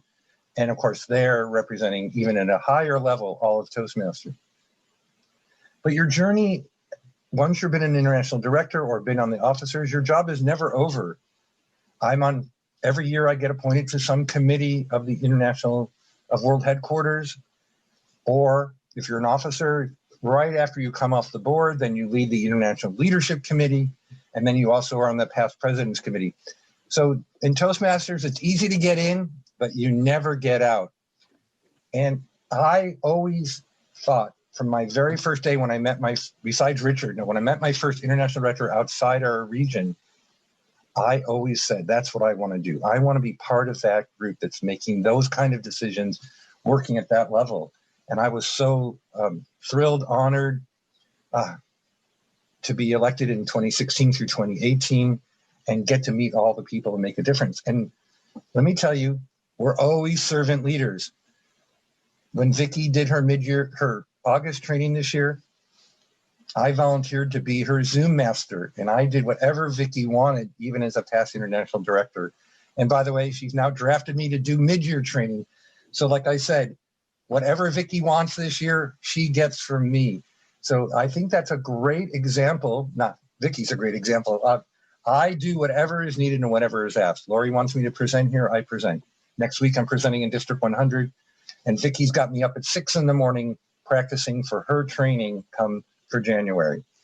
Lori, I'm going to give you back a few minutes, but let me tell you, the trio is fantastic, but being on the board of directors or being a region advisor, even better. Madam Immediate Past District Director. All right, thank you, Michael. Really appreciate that. So thinking of our folks that we heard today, I just wanted to say truly thank you to Richard, to Thomas, to Adam, to Vicki, Serena, Maria, McDonald, McNamara, and Michael Ozier for sharing your experiences and helping everybody on the call today understand what's involved in those leadership roles outside of our club. So we're going to move on. Now I get to do something official for the District Leadership Committee. We have to, before the 15th of December, declare a call for nominations. So if you want to serve as a district leader, effective this moment, the nominations are now open. You absolutely can share and nominate yourself. You can nominate someone else, but make sure they probably would like the role. In the chat, there's a zip file. You can download it. I have 4 documents. One is called the call for nominations. It explains all the roles you just heard about. And then it's the leader nomination form, officer agreement, and the bio form. And we also ask that you send a headshot. So you're going to email them to me at my email address. If you don't know that, I could post that up there. But please take all these forms, fill them out. You can mail them to my house if you want, or you can email them to me. That would be the best because I'd end up scanning them in. We're going to have interviews. So for all the roles that would be interviewed or elected at the district council meeting, that would be on May 15th, you will have interviews in February and March with the district leadership committee. The interviews will be somewhere around 15 to 20 minutes, I believe, and you will be scheduled in. They'll all be via Zoom, and we will then, as a committee, decide which candidates fit the requirements and which ones we want to nominate to serve as leaders next year. And then we will have, thank you, Julie, for posting up my email address. There will be an announcement that this is all on a very strict timeline that we will post on the website, Founders website. Announcement of nominations made in early April, and then we will have our election. It's very exciting when we have, I would love to have all the roles that we have available.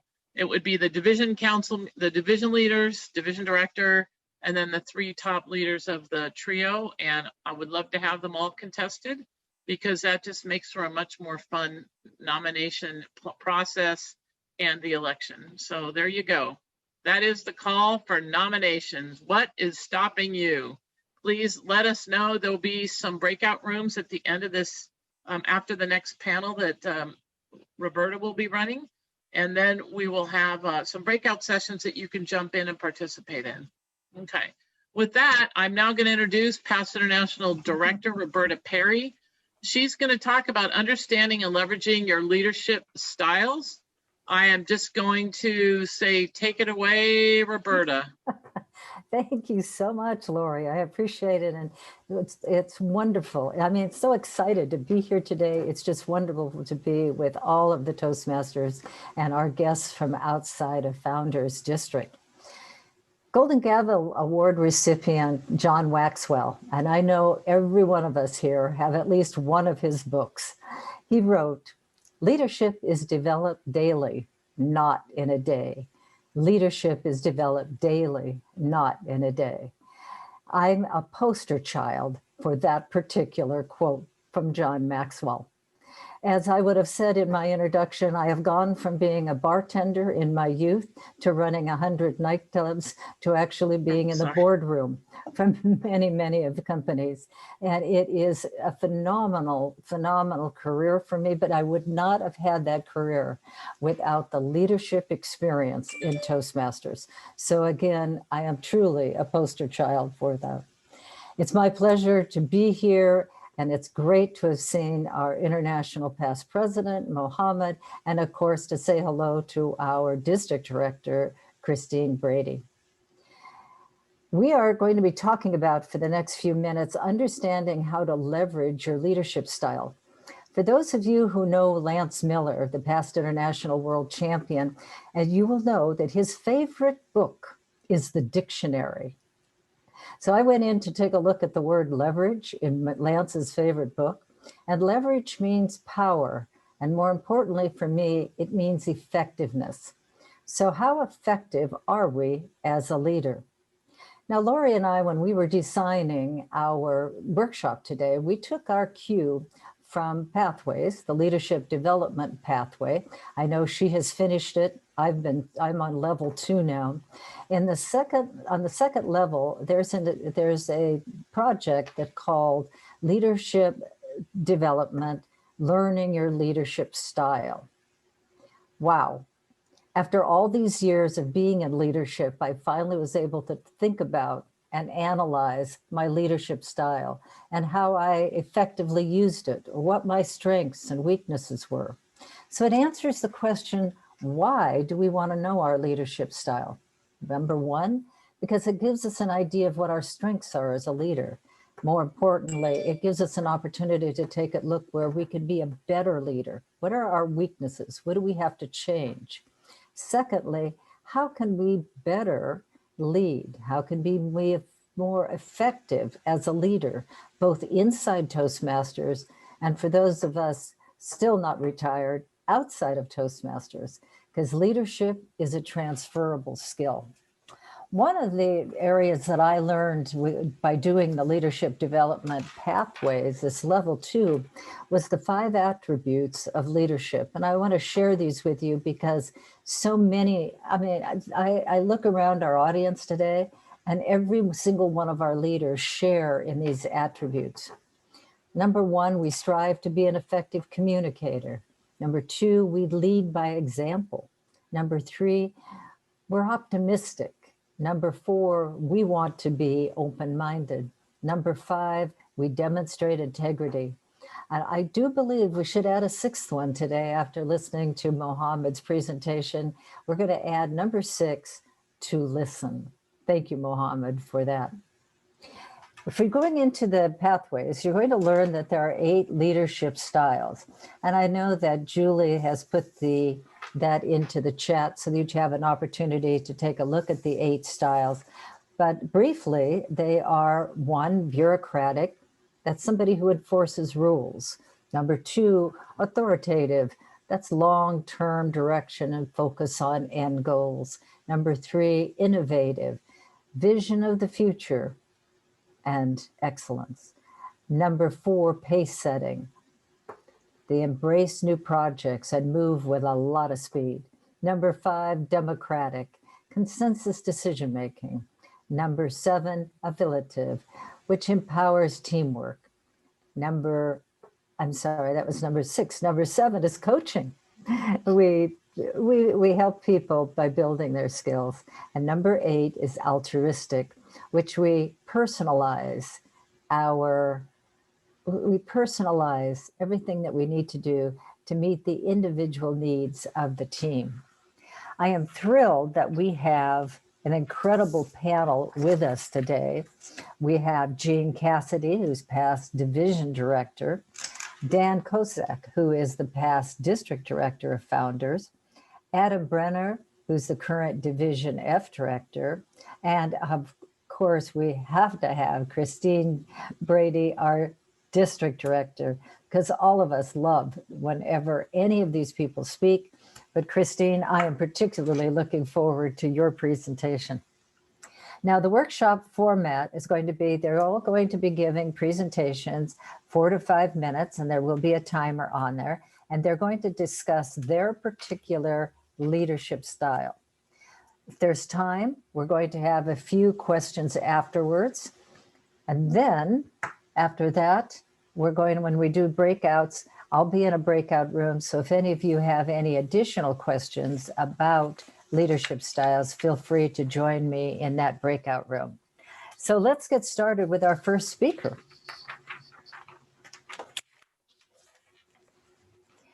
And these, by the way, are extremely short bios because of the time constraints.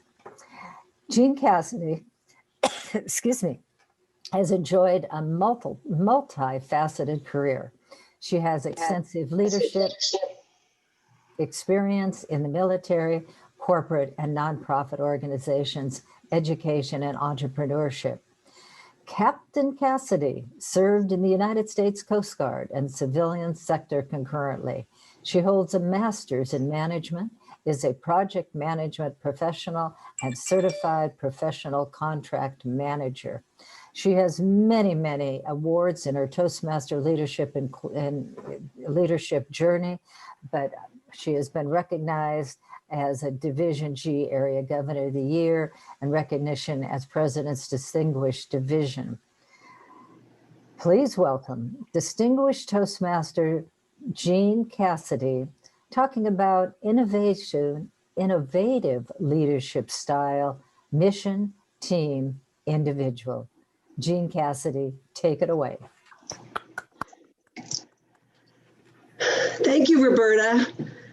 Do you remember your first day in a new role or position where you were expected to lead a team? I do. I was a brand new ensign in the Coast Guard on an icebreaker. It's a ship that I knew very little about. I was in charge of a team of radiomen and operations specialists who were very technical. They were knowledgeable about the vessel, the ship operations, and the Coast Guard as an organization. But most importantly, they loved to mess with young, inexperienced ensigns. Needless to say, it was a very long first day. On the plus side, I knew better than to ask my operations boss for the keys to Davy Jones's locker. And I did not have to worry about keeping my eyes open for the mail buoy floating somewhere on the port side. Over time, I did learn my job, as well as how to work with people older, more experienced, more cunning, and technically skilled than me. Somewhere along the way, I also figured out how to assess my leadership approach by taking 3 factors into consideration: mission, team, and individual.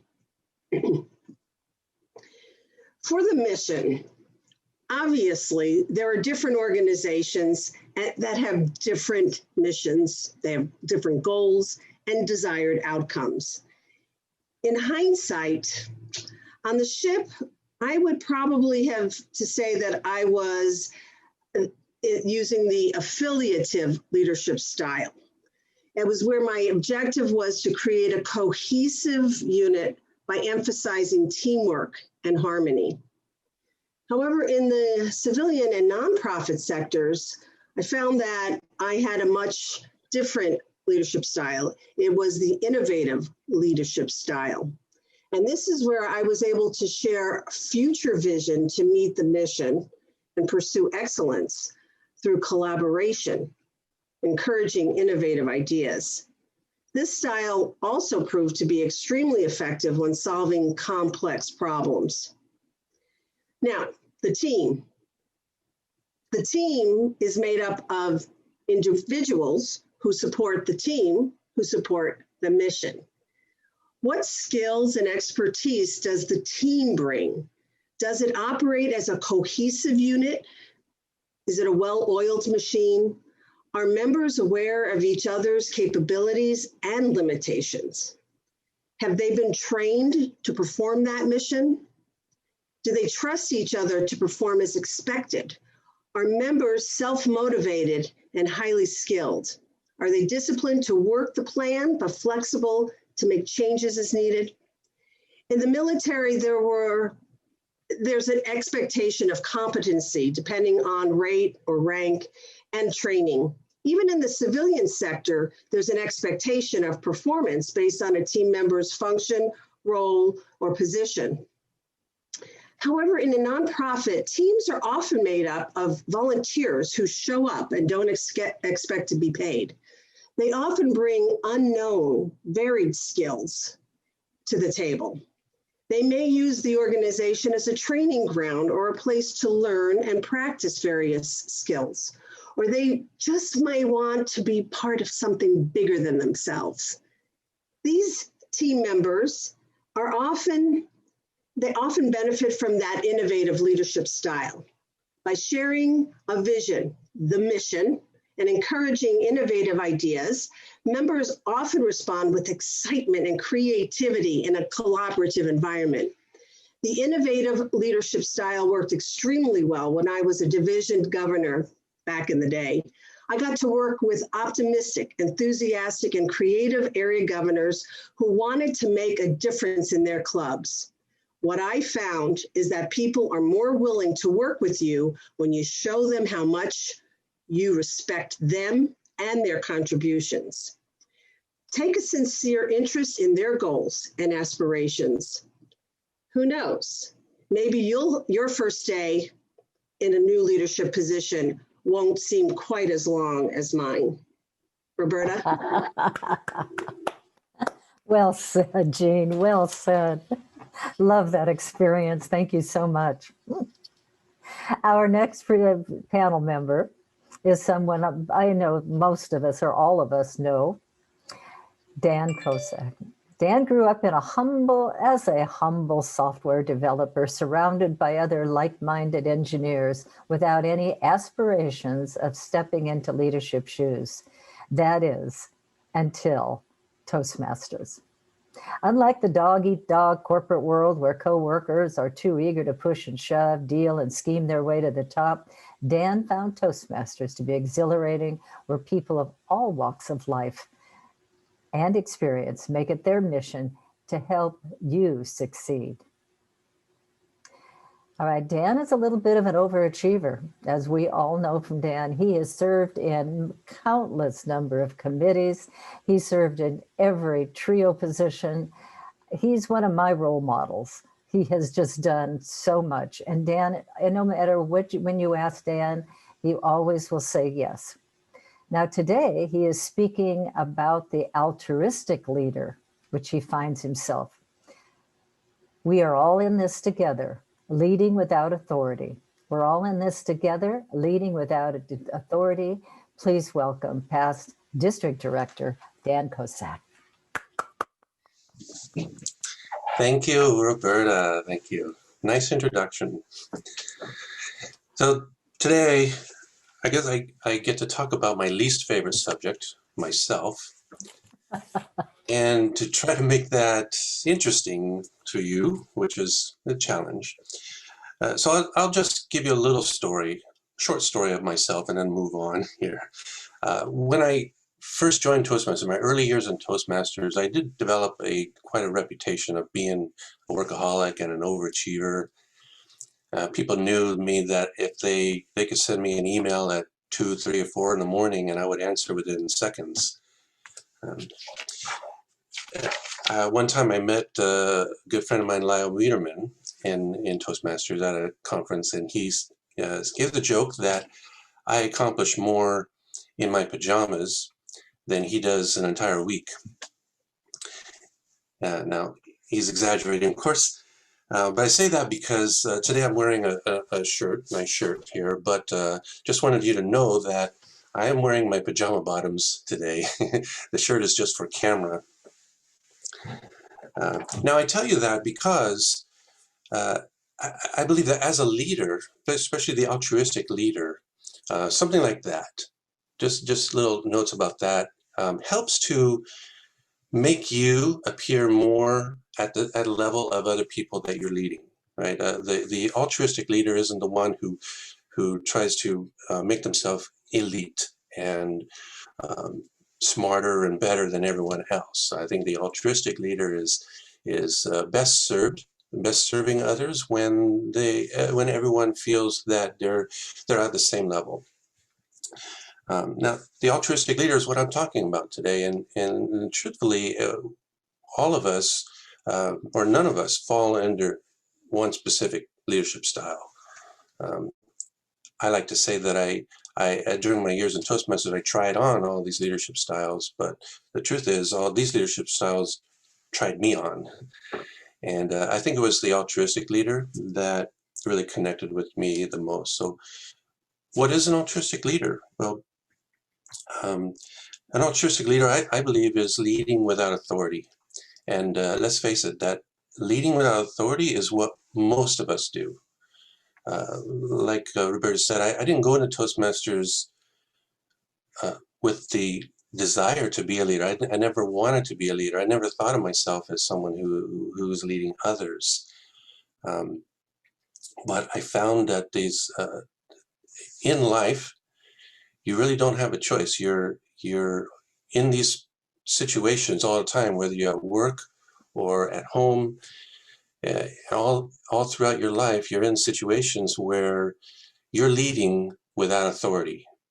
You know, no one put you in the position, but other people just see you as a person with knowledge, a person with the skills that can get other people to work together on a task. And so what does an altruistic leader look like? Well, I would say that the very first thing that the altruistic leader would do is listen. And I know that's not going to be shocking to any Toastmaster here. Listening is the most important skill you have. And that's the first thing you learn as an evaluator in Toastmasters. And it never stops from there. We listen, we observe. And that's the best thing that you would do as a leader, is just listen to other people around you and observe all the people that you're going to be working with. Give compliments. Give compliments whenever as they're needed. And that shows other people that you are listening and you are observing them. And as you're observing, you want to determine or make note of people's strengths and weaknesses, right? Because as you're putting together a plan to accomplish whatever task you need to accomplish, you want to play on those strengths, people's strengths, and help their weaknesses out. Mohammed said a really profound thing today, and I think and I like it. He said that we don't have a choice, and that's so true. Let that sink in for a minute. We do not have a choice of being a leader. We don't go into life saying, "I'm going to be that this or that leader." If you're going into a leadership position because you don't want to be the boss, I mean, you want to be the boss and you don't want to take questions from anyone, you're going to fail. You're going into the leadership position because you want to help people. You will succeed in Toastmasters. Wow. Thank you, Dan. So well said. So well said. Oh, you're even more of my role model now. So thank you so much, Dan. I appreciate that. Our next panelist is someone I've just now had the opportunity over the last couple of days to meet, and I'm impressed. He is the Division F, Division Director for Founders, I should say, Adam Brenner. And he started his Toastmaster journey in 2015, and he's taken on many roles within his home club, the Back Talkers, as well as within Founders District. He is currently, as I said, the Division F Director and sat in your seat last year during the same Leadership Excellence Summit. When not at Toastmasters, Adam works at Dell Technologies, but is widely known for being funny. Wow. Please join me in welcoming Adam as he will talk about his leadership style of pace setting. Take it away, Adam. Yes, future leaders, I sat in the very same seat last year when Founders District held their Leadership Excellence Summits. Now, it wasn't actually your seat because, well, COVID, but you know what I'm trying to say. I've always heard Toastmasters is the place to improve your public speaking skills, and it didn't dawn on me that there's this whole other part that focused on leadership. Now, when I've mentioned this in the past, I would see folks like Laura Shapiro and Christine Brady roll their eyes because they would say, Adam, it's in the tagline, Toastmasters, where leaders are made. And I'm going to be honest with everyone. I blew that entire part out of my memory because for the longest time, I was focused, driven, and some might even say determined to improve my public speaking skills. But as we've heard from Mohammed and even Dan, as we've all progressed through Toastmasters, the speaking part of Toastmasters connected with the leadership part. And that's why today I'm going to talk to everyone about the leadership style I use called pace setting. Now, as others have pointed out, you're never stuck or pigeonholed into a particular leadership style. In fact, all of us up here have switched between multiple leadership styles and even combined a few of them. And we all know this because just like we tailor our speeches to your audience and to your occasion, we tailor our leadership styles to the work, the project we're on, the team we're managing, and even the organization we're a part of. Now, you are a pace setter if you embrace new projects with speed and move very quickly. You're a pace setter if you focus on productivity and results. You're a pace setter if you motivate your team by setting high standards and then leading by examples. And lastly, you are a pace setter if you do not provide a lot of details and instructions on the specifics. Right, that's right. The last bullet point I want to mention is you are a pace setter if you do not provide specifics on the details to your team. Now, when I heard that last point, I was thinking the exact same thing everyone is thinking right now. Adam, how could you be a successful leader, embrace projects with speed, set high standards, but not provide the specifics on how to do it? It's an oxymoron, right? It has to be. How can two things be true at the same time? And this is where I learned to be outside my comfort zone and embrace the lack of direction to the team I'm leading. As Roberta mentioned, I'm a software architect at Dell Technologies, which means I'm an engineer. I like to find about the facts. I love details. I like to hold things, touch things, and I want direction. And those all things are true about me. But as a leader, I embrace pace setting because I'm here to guide the team on a vision and make sure that that vision gets executed. Maybe your vision right now is to release a product at work. Or maybe your vision is to convince your friends and family after COVID to go abroad and enjoy a vacation. Or maybe in Toastmasters, it's to start a new club. Whatever your vision is, as a pace setter, you set it, and then you have to trust that your team is going to do their job. And that's the one thing I've learned as a pace setter is no matter how smart you are, no matter how smart your team is, the creativity of the team, you have to trust that your team is going to execute on that vision because from my experience, 10 out of 10 times, they're going to come up as a team a better solution than if each one of them did it on their own. And that's one thing that as a pace setter, I've learned and that I've embraced is that trusting your team.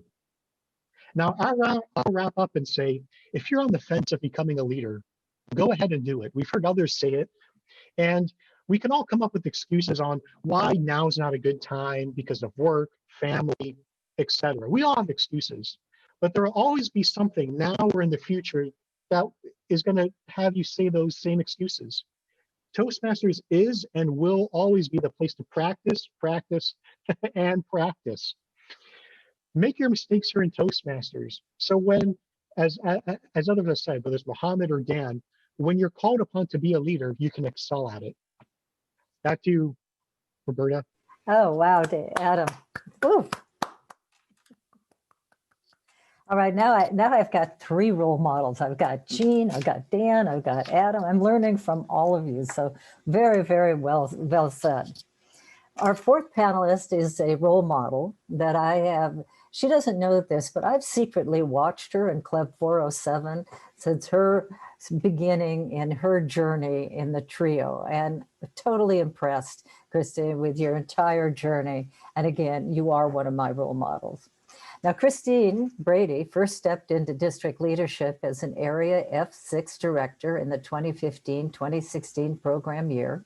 Her successful area director year led her to a challenging year as Division F director in 2016-2017 program year, where she attained President's Distinguished Division. However, she thought she was going to step outside for a year. That didn't happen. So she's back in October of 2017 as the Founders District Public Relations Manager, and she's continued her leadership journey ever since.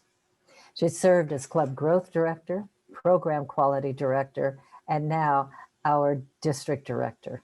She has learned a lot about leadership along the way, including how to ask and offer help and encouragement. She also utilizes her Toastmaster skills. You know, those transferable skills we all talk about? She's a senior contract specialist for a major transportation analytics firm, where she negotiates complex contracts with various city, county, state, and national agencies, bringing safer roads to all of us. Thank you, Christine. Please welcome distinguished Toastmaster Christine Brady, speaking on the coaching style of leadership. Take it away, Christine. Thank you, Roberta. What a wonderful, encouraging introduction. I appreciate all of your kind words. I wanted to start by reflecting back on something that Richard Snyder said earlier today. He stated that leadership is a journey that starts with a single step. And as you can hear from my introduction, I definitely started with that first single step of serving as area director. And Adam Brenner, I love that he reflected on his role as division director in saying that he grew into his role. And I can say that my experience is very much the same, that I grew into these leadership positions. And in fact, I can thank Dan Cossack for pulling me back in as public relations manager when I had made a clear decision that I was done with leadership. But we're here today to talk about our various leadership styles. And I would say that every year my style has had to change based on what the goals of my position were. Now, as Club Growth Director and Program Quality Director, I was very much like Adam Brenner in being a pace setter, but also a little bit like Gene Cassidy in having to be innovative. And as District Director, definitely have had to learn and utilize some coaching skills. Now, District Director, if you were listening to Maria Mick, as we call her, if you were listening to her presentation, you would have heard from her that as District Director, you really do straddle 2 sides of the leadership coin. And what does that mean? Well, you know, leadership is very different than management, right? Those are 2 very different concepts. But as District Director, you really have to manage a lot of administrative work. And she focused on a lot of that administrative work happens in the first 3 months of the program year. And, you know, as you're trying to get your team up and running and your division directors understanding what they're doing and their role and training officers and getting the area directors, you know, wrangled in, you know, you're also having to do all of this paperwork and training with Toastmasters headquarters. But the other side of that coin, the other side, of course, is leadership. Now, this is the fun part, right? Leadership is the fun part because that's the people-centered part. And as past international president Mohammed Murad stated, Toastmasters polishes us and it helps us understand our team. That's why I am so grateful that my leadership journey did start with that first step of area director and having worked through all of these roles so that I can completely understand every role and how I can best support everybody. Now, if Toastmasters is where leaders are made, the role of the district director, so me, like I'm the one doing the molding for the year. I'm over there with my little balls of clay and I'm helping everybody realize their best potential. And I'm really relying on those coaching skills. I'm looking at and evaluating all members of the district and identifying ways to help them take their next step. You know, my job is to prepare my current team to grow into future leadership roles, including taking over my position.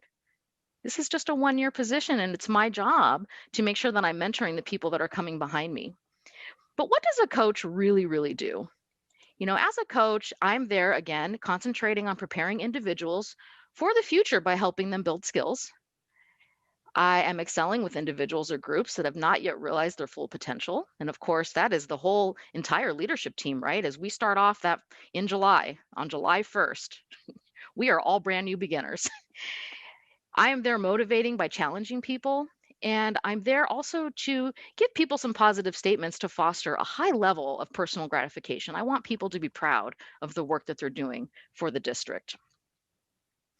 However, it's also up to me to meet people where they are. So as a coach, I have to know when to take that hard line with someone. I need to know when to take a softer approach, when to encourage, and also maybe when to guide to another conclusion. Now, my team, it's so exciting to watch my team realize their goals and to gain that additional confidence in themselves. That really does make my job as district director so much more positive. It keeps my fire going. I'm so enthusiastic because of my team. Whenever I'm feeling down, I know that I can count on my team and their enthusiasm to bring me right back up. One of the most important things with coaching is just realizing that people are their own worst critic. Aren't we just the worst on ourselves? We're so hard on ourselves. And my job is just to make sure that I'm validating people and acknowledging that they are doing a great job. One thing that we have to remind our team of is that we are volunteers. We're volunteers and we just have a limited, finite amount of time. And we have to make the best of that time. And sometimes our very best is just waking up and checking our email. I will pass it back to you, Roberta Perry. Thank you. Thank you, Kristen. I love that final comment.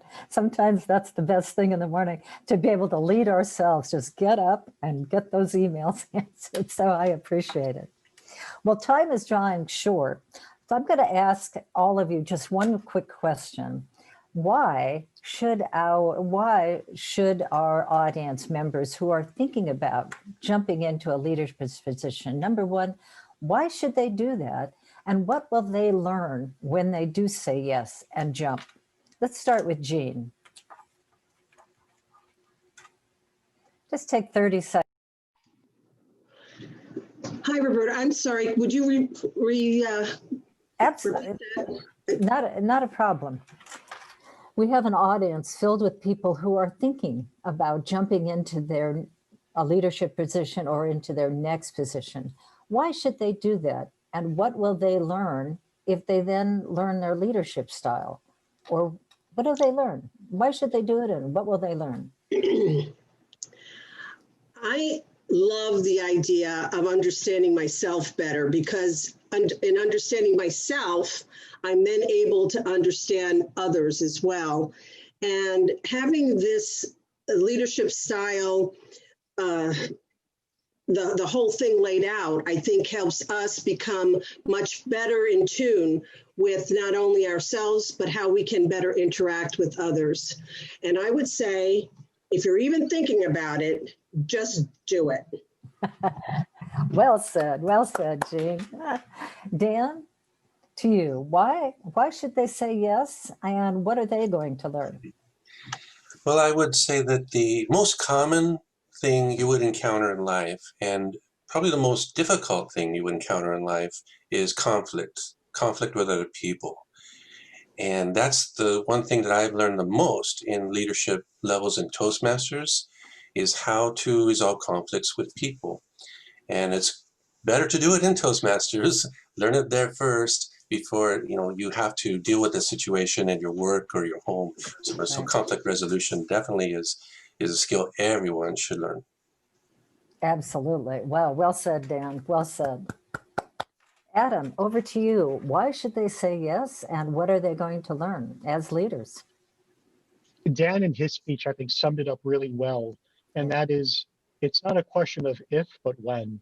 At some point, whether in the past or in the future, someone's going to see something in you, and they're going to ask you to lead.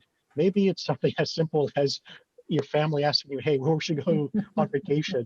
Or maybe it's something at work or somewhere in between. And make your mistakes and learn from them here in Toastmasters. So when you go out and do it outside Toastmasters, you will excel at it. Excellent. Thank you, Adam. Christine, now for you, for your final thought, why should they say yes, and what are they going to learn? Well, the one thing that people need to remember is that Toastmasters has a whole group of people here that are ready to help you succeed. And I can't think of another organization that has that support system where you can learn. And to Adam's point, this is the learning lab. It's the sandbox of life. And we can transfer all of these skills over into every part of our life, our family life, work, interacting with strangers. It's very important. Oh, absolutely. Absolutely, Christine. A long time ago in a galaxy far, far away in 1974, when I joined Toastmasters, my mentor back then told me that I should never leave Toastmasters because I should treat Toastmasters as a business residency.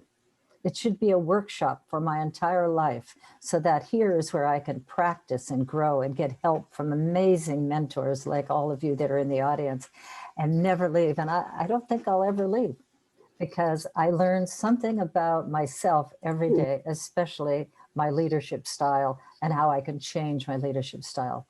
But I think the best final words that I can give for all of you out there are words that you've all heard from past International President Helen Blanchard as to the why. We stay.